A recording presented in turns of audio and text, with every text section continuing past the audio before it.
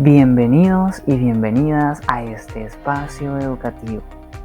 El día de hoy estaremos hablando acerca de muchos aspectos importantes en cuanto a la educación y la organización de la misma. Mi nombre es Juan Alberto Cabrera Claros, estudiante de profesorado en química, y yo les voy a hablar acerca de la organización docente.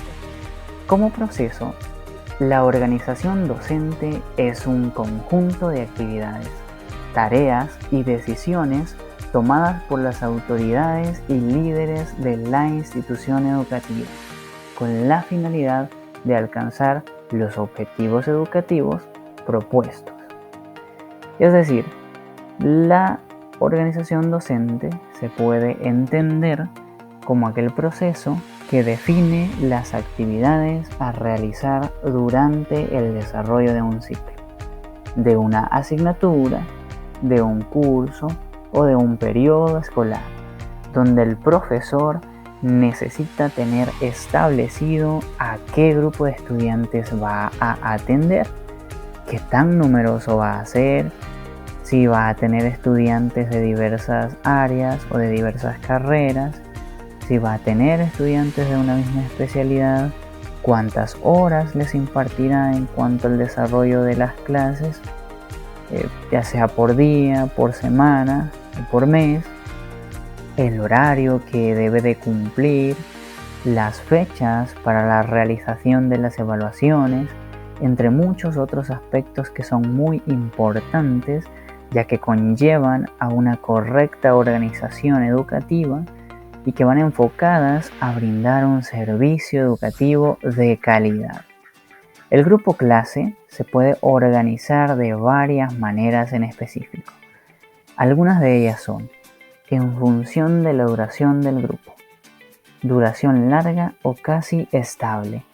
En este punto es donde el docente debe definir de qué manera organizará sus estudiantes en cuanto al desarrollo de las actividades que va a proponer, por lo que puede optar por formar grupos que sean para todas las actividades a lo largo del ciclo o de la materia, o formar equipos cada vez que plantea un trabajo, equipos diferentes. Esto le va a permitir organizarse de una mejor forma de cara a la previa, al desarrollo y al final de las sesiones de trabajo o a las jornadas de clase. Luego tenemos por ahí la duración corta u ocasional, que es donde el docente crea grupos de formación que serán utilizados solamente para el desarrollo de la tarea en específico que se ha planteado. Esta parte ayuda mucho a fomentar los vínculos de amistad, las relaciones interpersonales en el grupo clase, debido a que habrá una interacción con todos los miembros del equipo. Por último, tenemos en función de quién determina la formación de los grupos. Si el grupo es el alumnado, pues específicamente estará formado por los propios estudiantes que ha sido definido por iniciativa propia o decisión del docente. El profesor no va a intervenir a menos que haya un conflicto o una problemática. Y si ha sido el profesor quien ha definido por ahí el grupo, pues siempre va en búsqueda de las interacciones y de los aprendizajes significativos en un grupo clase determinado.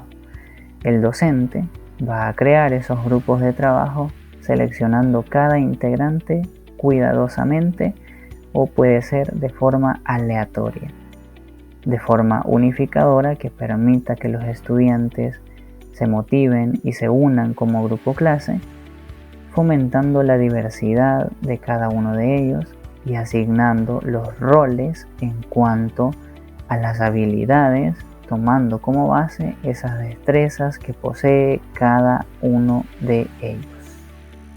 Buenas noches, mi nombre es Luis Samuel Aparicio Arias y en esta ocasión estaré explicándoles acerca del tema formas de organización del grupo clase.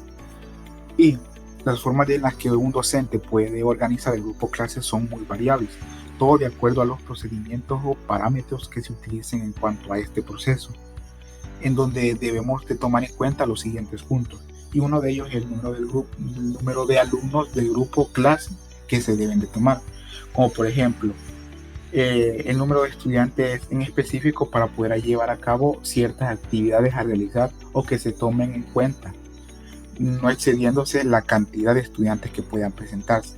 El espacio absoluto o espacio docente en donde se encuentran las herramientas didácticas necesarias para poder impartir las actividades de la enseñanza. Tenemos también la posibilidad de diferenciación de áreas de trabajo, como venía diciendo, en relación con el espacio absoluto, ya sean estas actividades que el docente pueda promover en áreas como la biología, la física, la filosofía, la geografía, entre otras. También podemos presentar la diferenciación de actividades, niveles o cargos, es decir, que se dejará al estudiante según el nivel académico al que pertenezcan, ya sea un nivel académico superior, medio, básico, según las actividades que se le puedan asignar y las cargas que éstas posean. Por último, viene siendo las características del espacio disponible, el equipamiento fijo y la forma y el material que se debe de implementar. Tenemos las formas de organización del proceso docente educativo, y pues en esta más bien viene siendo como la introducción en donde el docente y el estudiante llevan una relación, siendo parte del docente del proceso educativo, para que así el docente pueda evaluar las habilidades y las capacidades que el estudiante posea durante el desempeño del proceso de enseñanza y aprendizaje. Ahora bien, tenemos una idea que Juan Amos Comenius dijo, que había que definir primero el objetivo y el contenido, que primero se propone el objetivo que se quiere lograr y que el estudiante comprenda la verdad para que así luego pueda impartir el contenido que se está desarrollando. En el siguiente punto tenemos los diferentes sistemas de organización en la enseñanza, que son la individualidad, que esta permite que ajuste las características y particulares del estudiante, sobre todo en la retroalimentación a medida vaya el estudiante aprendiendo. Tenemos también el grupo clase, que viene siendo a través del grupo de los temas que puedan comprenderse mejor, porque si viene siendo en grupo, cada quien tiene su manera de pensar y es una manera más fácil de aprender, y el docente pues serviría como un orientador, por así decirlo. También tenemos la conferencia de seminario, que durante la conferencia el estudiante reciben la información, la adquisición y las habilidades y los hábitos que éste va adquiriendo a medida van pasando los días, y que estos van independientemente van desarrollándose durante el proceso de seminario. Y bueno, esta ha sido mi participación en cuanto a los diferentes procesos y las características que se deben tomar en cuenta en la organización de la enseñanza. Y muchas gracias. Interdisciplinariedad. La interdisciplinariedad puede ser vista de diferentes puntos y va a ser concebida de diferentes formas. En el ámbito educativo puede ser vista como una estrategia pedagógica que implica la interacción de varias disciplinas, entendida como el diálogo y la colaboración de estas para lograr una meta de un nuevo conocimiento. Por otro lado, esta se define como un esfuerzo indagatorio y convergente entre varias disciplinas, pero que persigue el objeto de obtener cuotas de saber acerca de un objeto de estudio nuevo, diferente a lo que pudiera estar previamente delimitado disciplinario o multidisciplinariamente.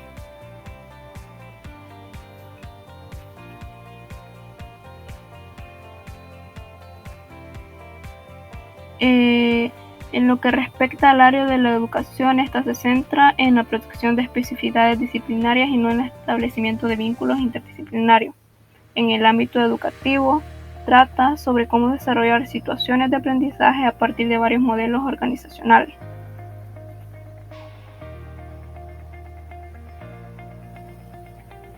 Algunas condiciones necesarias para la aplicación de la interdisciplinariedad en el campo educativo. Tenemos 5. Como primera, vincular la razón, la mano y el corazón.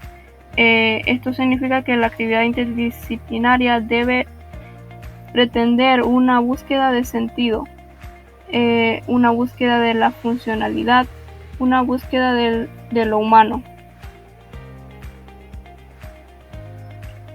Garantizar la gestión y la formación en el ámbito de la educación. Y crear un currículum integrador. Un enfoque interdisciplinario necesita al principio una articulación integradora del currículum a nivel curricular. La utilización del enfoque interdisciplinario solicita la implementación de una fuente de integración entre las disciplinas académicas que lo componen. Existen 3 diferentes principios que, en cierta manera, apoyan el trabajo de articulación entre las diferentes materias escolares, que permiten la adopción de una perspectiva interdisciplinaria con un propósito integrador. En primer lugar, tenemos que la interdisciplinariedad curricular no tiene como objetivo principal la desaparición de disciplinas, o también lo que es el establecimiento de una metodología, un lenguaje, técnicas y objetivos específicos en común, o incluso la combinación de todos estos componentes. En segundo lugar, tenemos que la interdisciplinariedad curricular se basa en lo que son los principios de igualdad y complementariedad entre los diferentes contenidos de aprendizaje. En tercer lugar, tenemos que la interdisciplinariedad curricular debe estar sustentada en lo que es la existencia de una estrecha relación entre los conceptos de interdisciplinariedad e integración.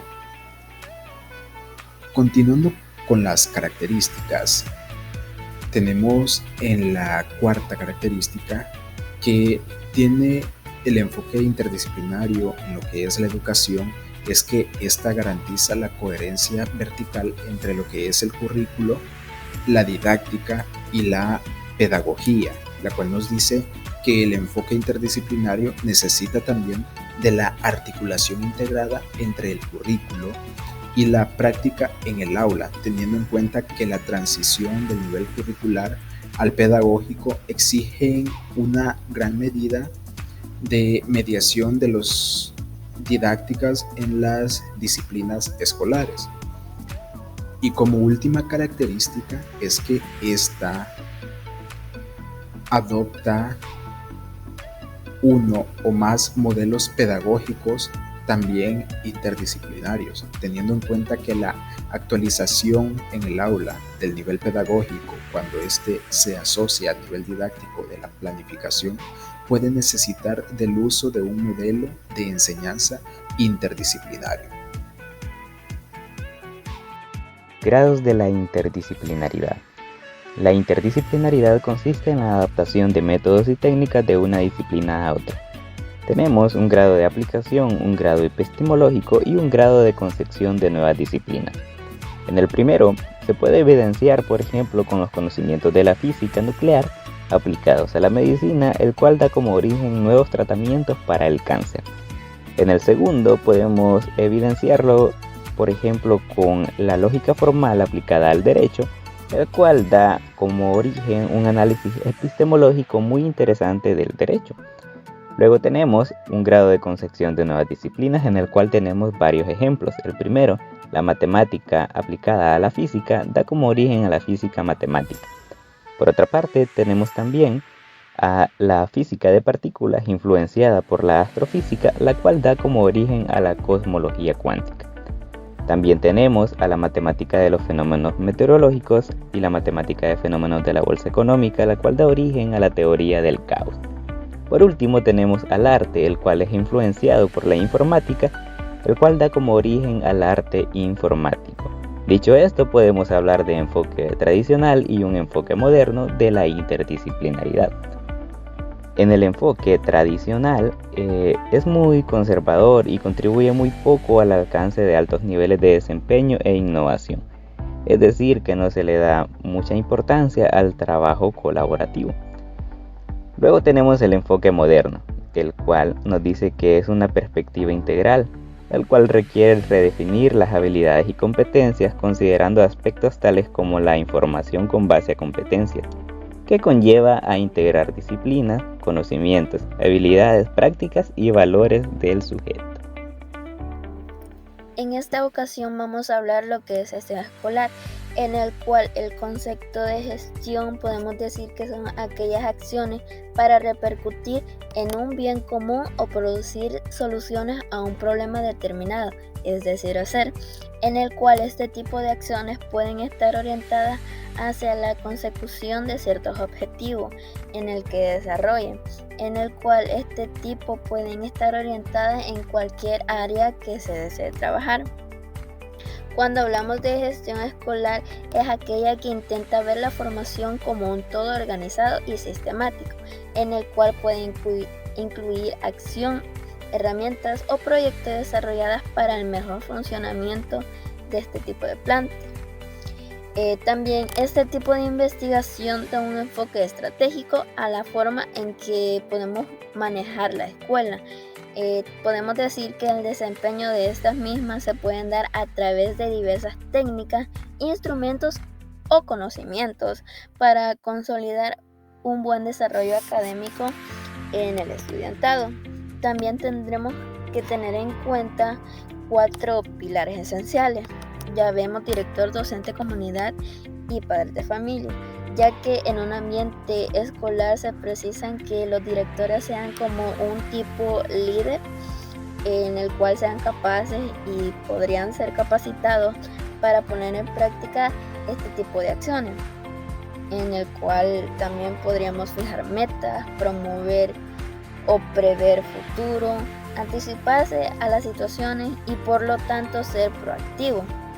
Pero para ello también tiene que incluirse al docente comunidad y ya sea mejor lo que son los estudiantes, porque si no, no se podrían dar a cabo lo que es organizar, dirigir y coordinar, ya que como lo venimos dando son tareas que no solamente son exclusividad del director.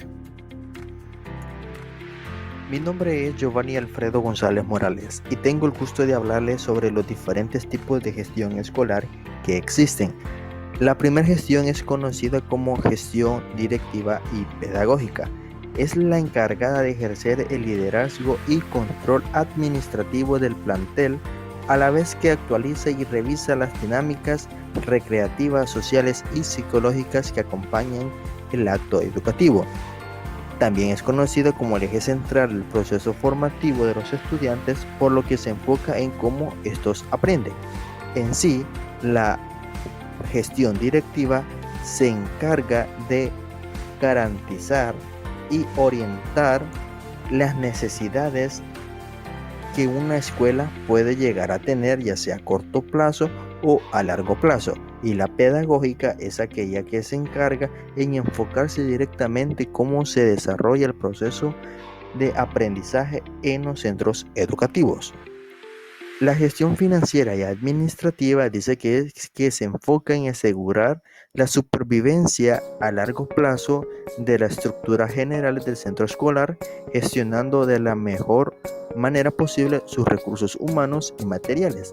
Esta gestión está orientada a garantizar un ambiente de seguridad a toda la comunidad educativa de un centro escolar. La gestión de la comunidad dice que implica la promoción de la participación ciudadana, los planes de intercambio, los programas de estímulo al investigador, el fomento al crecimiento profesional y otros aspectos de la comunidad educativa. En esta gestión son partícipes todas las entidades indirectas que benefician el proceso educativo en un centro escolar. También existen niveles de la gestión escolar, los podemos identificar como primer nivel, segundo nivel y tercer nivel. El primer nivel es el de las variables de origen o iniciales. Este nivel dice que se enfoca en identificar a los alumnos por su nivel económico, nivel capital social y nivel cultural. El segundo nivel es el nivel de las variables de naturalezas curriculares.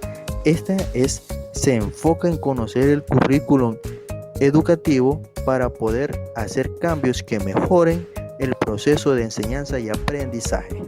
El tercer nivel es conocido como el nivel de las variables de organización y gestión escolar. Dice que un buen manejo de este nivel va a beneficiar ya sea a corto plazo, a largo plazo o a mediano plazo el desarrollo administrativo y educativo de cualquier centro escolar. Mi nombre es Jacqueline Azucena Márquez Hernández, de profesorado en biología. Continuando con la temática, les hablaremos de la pedagogía escolar. Pero antes de empezar, necesitamos conocer qué es la pedagogía.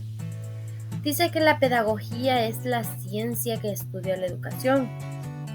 El objeto principal de su estudio es la educación, como un fenómeno sociocultural.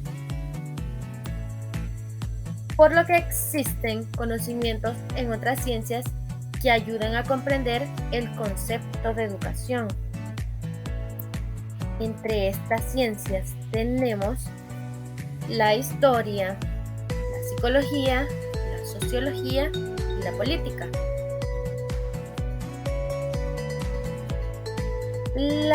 Asimismo, se dice que la filosofía es la madre de todas las ciencias y la pedagogía es la madre de todas las ciencias y disciplinas de la educación. Etimología de la pedagogía. Este concepto pedagógico proviene del griego paidagogeo, paido que significa niño y agogeo que significa guía. Se cree que este término hace alusión a los primeros pedagogos de la antigua Grecia, que eran aquellos esclavos que debían llevar a los niños a la escuela. No debemos enseñar lo que sabemos, sino lo que son capaces de aprender los alumnos. Mi nombre es Marvin José García Ramos, soy estudiante del profesorado de física. Siguiendo con la temática de pedagogía escolar, es muy importante conocer la definición del tema. Entonces, según el autor Wegner, él nos plantea que es importante considerar a la pedagogía escolar como la ciencia que tiene que ver con la escuela y la enseñanza. También otros autores han analizado los diferentes enfoques de la pedagogía escolar, como Herbert, Pestalozzi, Montessori, Piaget y otros. Cada uno de ellos han aportado elementos que pretenden orientar y regular el proceso de enseñanza y aprendizaje, incorporando aportes significativos. El docente o pedagogo cumple un rol muy importante en los centros educativos porque él guiará, apoyará, orientará, capacitará al estudiante. Los educadores son muy importantes en la educación. Él siempre tendrá en cuenta todos los problemas, deficiencias que el alumnado tenga a la hora de que él planifique, ya que él se encarga de analizar, planificar, organizar, desarrollar, investigar y evaluar la educación en todo su desarrollo, desde una perspectiva social o educativa. El docente debe de crear un espacio donde la escuela para los estudiantes sea un lugar interesante y agradable, donde exista una sana convivencia. Además, debe promover el deseo de saber y aprender. La pedagoga Blavatsky se refiere a la escuela y sus docentes y expresa lo siguiente: los docentes actuales podrán o no enseñar lo que la gente y las sociedades actuales necesitan de la escuela, pero atienden y comprenden a millones de niños y de jóvenes que de otro modo estarían en las calles. Podría ser verdad que no se aprende lo que se espera, que la escuela pierde legitimidad frente a nuevos métodos de aprendizaje y nuevas realidades culturales, pero la escuela es un espacio de encuentro con otros, ya que si algunos estudiantes no buscaran estudiar, ellos podrían tomar caminos distintos como lo es la violencia. Además, la escuela es una institución que orienta a todos los jóvenes estudiantes hacia el futuro, no solo porque trabaja con ellos, sino porque los niños, jóvenes y ciudadanos que se forman dentro del centro educativo no son solo habitantes de un tiempo y un espacio, sino son forjadores de una nueva sociedad. Mi nombre es José Baltasar Cigarán Mejía y hoy les estaré hablando de las características de la pedagogía escolar. La primera característica es que ayuda a planificar de manera efectiva la enseñanza y el aprendizaje. La planificación de este proceso a través de la pedagogía permite la efectividad del proceso de enseñanza-aprendizaje, planteando la selección y organización de las actividades curriculares de la institución en función a los objetivos y con base en los recursos humanos, ya sean económicos, materiales, el interés y las necesidades de la comunidad. Otra característica es la utilización de diferentes métodos. Se define o aplica de mejor manera para cada estudiante, tomando en cuenta el medio que lo rodea y la distinción. Como sabemos y hemos estado estudiando, cada niño es diferente, tanto en habilidades, actitudes, creencias y ritmos de aprendizaje. La pedagogía nos da la base para atender a la diversidad. Se encarga de transmitir, compartir y enseñar nuevos conocimientos, habilidades y competencias. La pedagogía, junto a los maestros o profesores, se encarga de transmitir y compartir y enseñar nuevos conocimientos a los estudiantes. Todo esto con el fin de que se desarrollen de una mejor manera. A través de la pedagogía se hacen los planes de estudio donde se plantean qué hacer, cómo hacerlo y qué objetivos quiero lograr con esta planificación. Ahora tenemos que cuenta con diferentes enfoques, tipologías y visiones. Según la bibliografía que queramos consultar o que estemos consultando, la pedagogía tiene diferentes perspectivas, como la de Paulo Freire, que consiste en una lectura crítica del mundo que nos rodea, ayudando a que no se genere desesperanza, sino que se genere esperanza y un espíritu de construcción a lo nuevo, a través del diálogo y la investigación. Y también tenemos la de Lex Vygotsky, que nos dice que los niños no se desarrollan aislados, por lo que el aprendizaje de los niños debe darse en un ambiente social, en donde socialicen con otros niños y con sus maestros. Y la última característica se apoya en la diversidad de ciencias sociales. La pedagogía es una ciencia interdisciplinaria, o sea que necesita otras ciencias para funcionar, como la psicología, que es la ciencia que nos procura la personalidad de cada estudiante, teniendo en cuenta la finalidad para mejorar sus capacidades y competencias. La sociología es la ciencia que estudia los fenómenos sociales, en la que en el aspecto educativo intenta analizar de una mejor manera los fenómenos que ocurren en la sociedad, ya sea y cómo estos afectan directa o indirectamente a la educación. Y filosofía. Esta ciencia busca planear el ser humano que queremos formar, es decir, que tenga un buen desarrollo físico, mental, social y óptimo para que pueda integrar a la sociedad sin problemas. Hola, mi nombre es Laura y hoy voy a hablar sobre las ventajas y desventajas que posee la pedagogía escolar. Entre las ventajas tenemos que toma en cuenta las diferencias emocionales entre los alumnos y las alumnas. El tomar en cuenta las emociones de los estudiantes es indispensable, puesto que el aprendizaje y las emociones van de la mano. Las emociones influyen tanto en el que enseña como en el que aprende, ya que está claro que solo recordamos lo que aprendimos y vivimos con emoción. Nuestro objetivo como futuros docentes debería de ser propiciar las emociones positivas en nuestros estudiantes para dejar una huella y no una cicatriz. Mejora el rendimiento académico. Ya sabemos que la pedagogía estudia técnicas y métodos para mejorar el proceso de enseñanza, para que el docente sepa qué hacer con el manejo del grupo clase y cómo reforzar e impulsar el desempeño individualmente de cada estudiante. Favorece el pensamiento crítico. La pedagogía tiene por objetivo promover el diálogo y el pensamiento reflexivo e interactivo en los alumnos para que estos sepan cómo desenvolverse no solo dentro, sino también fuera del aula de clases.